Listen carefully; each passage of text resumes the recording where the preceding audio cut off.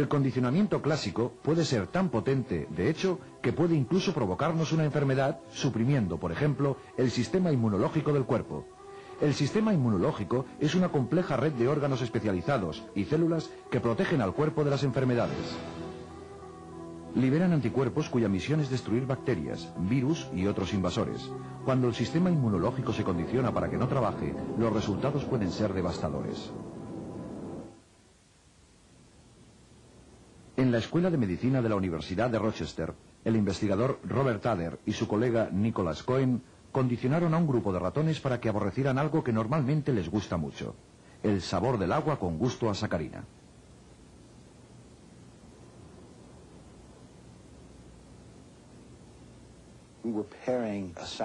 Estábamos aparejando una solución acuosa con sabor a sacarina con un agente que producía un dolor de estómago temporal en los ratones. Esta era una droga llamada ciclofosfamida. Y tal como esperábamos, encontramos que cuanta más sacarina consumían, más fuerte era la aversión al sabor de la sacarina cuando estaba aparejada con esta droga que los enfermaba. Estuvimos un mes dando a estos animales repetidas dosis de sacarina en lugar de su agua habitual, y algunos de los animales murieron. Era un experimento en el que los animales no deberían haber muerto. No había ninguna razón para ello.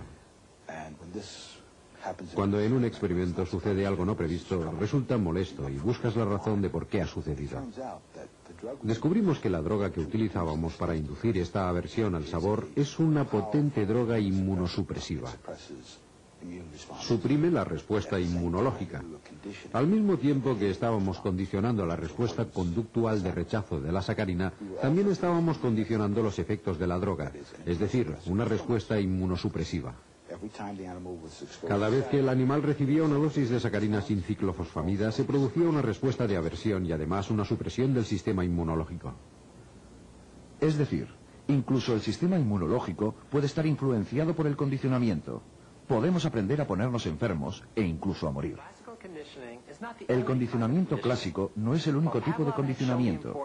Al mismo tiempo que Pavlov había mostrado la importancia de la relación de aprendizaje entre dos situaciones de estímulos, un psicólogo norteamericano, Edward Thorndike, a principios de siglo, fue el pionero en el estudio de otro tipo de aprendizaje. Thorndike estaba interesado en cómo los individuos aprendían a solucionar los complejos puzzles que inventaba el mundo. ¿Cómo nosotros y otros animales aprendemos los hábitos y las nuevas habilidades que nos permiten encontrar nuestro camino a través de los laberintos de la vida?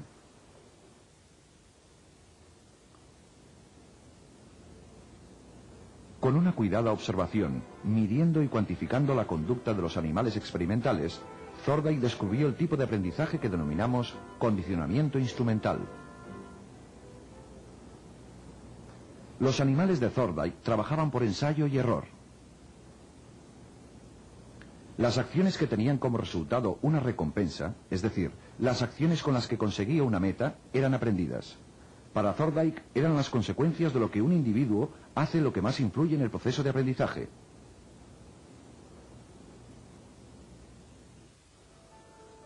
La ley del efecto de Thorndike postula que el aprendizaje está controlado por sus consecuencias. Aquellos comportamientos seguidos de buenas consecuencias se seleccionan y se repiten, mientras que los que conducen a malas consecuencias o a ninguna consecuencia no se repiten. Otro psicólogo norteamericano muy influenciado por Pavlov fue John B. Watson. Watson creía que en psicología lo único viable de estudio científico eran las conductas aprendidas observables. Atacó las doctrinas sobre rasgos heredados e instintos como causa de un comportamiento. En su lugar, habló del poder ilimitado del condicionamiento y del control del entorno para modelar el comportamiento tanto de animales como de seres humanos. Para estudiar el poder del condicionamiento, Watson utilizó bebés como sujetos de estudio, tal como vemos en estas imágenes de 1920. Watson demostró que se podía aprender emociones fuertes en una situación por condicionamiento y después generalizarlas o transferirlas a otras situaciones similares sin tener que repetir el condicionamiento original. Watson y su ayudante, Rosalie Reiner, condicionaron a los bebés para asustarse con un ratón blanco que antes les había gustado. En este caso, trabajaron con un bebé de 8 meses, el pequeño Albert. Cada vez que aparecía el ratón, se hacía sonar un ruidoso gong que alarmaba al bebé. Poco después, la aparición del ratón solo era suficiente para asustar al bebé y hacerle llorar. Se estaba operando un condicionamiento clásico. Cuando el bebé se alejaba gateando del ratón hacia un sitio seguro, su comportamiento resultaba recompensado y de este modo su miedo se reducía. En ese momento se estaba operando un condicionamiento instrumental.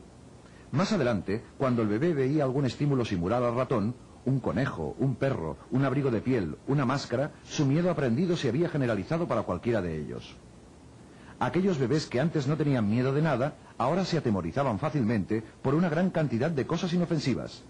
Este primer estudio de Watson fue controvertido debido a la utilización de bebés. Hoy en día, un experimento de este tipo no podría llevarse a cabo debido a las estrictas directrices éticas que gobiernan el tratamiento de todo tipo de sujetos de investigación, tanto humanos como animales.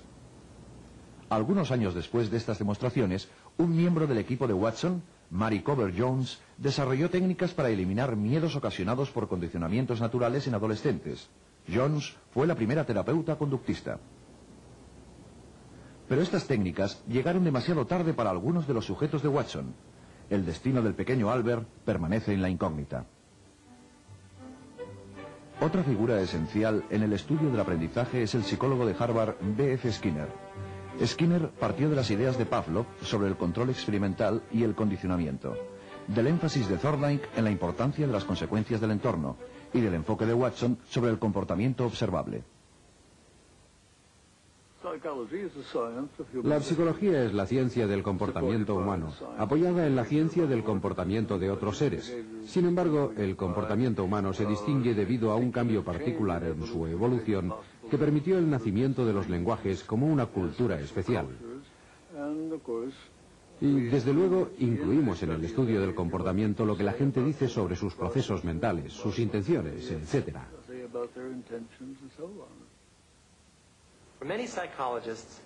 Para muchos psicólogos, el comportamiento se explica como un efecto de procesos internos, ya sean mentales o neurológicos. Entienden el comportamiento como la manifestación externa de lo que está ocurriendo en el interior. Sin embargo, Skinner no está de acuerdo. Sus investigaciones definen el comportamiento en términos de su relación con las variables del entorno que le preceden y que le siguen. Este postulado puede definirse como el ABC de la psicología: A de antecedente, B de behavior, comportamiento en inglés, y C de consecuencias. El comportamiento es algo que ocurre, en primer lugar, porque es parte del fundamento genético del individuo, o bien porque ha sido reforzado por otras vías. Cuando ocurre en estas situaciones y va seguido de una consecuencia, es más probable que ocurra de nuevo. Pero si además, en ese momento, está presente un estímulo, entonces ese estímulo es el que controla las probabilidades. El comportamiento ocurre en situaciones similares a aquellas en las que ha sido reforzado. En definitiva, los tres términos son muy importantes. Si queremos que un organismo haga algo, hemos de crear una vez más el tipo de situación en la que el comportamiento ha sido reforzado.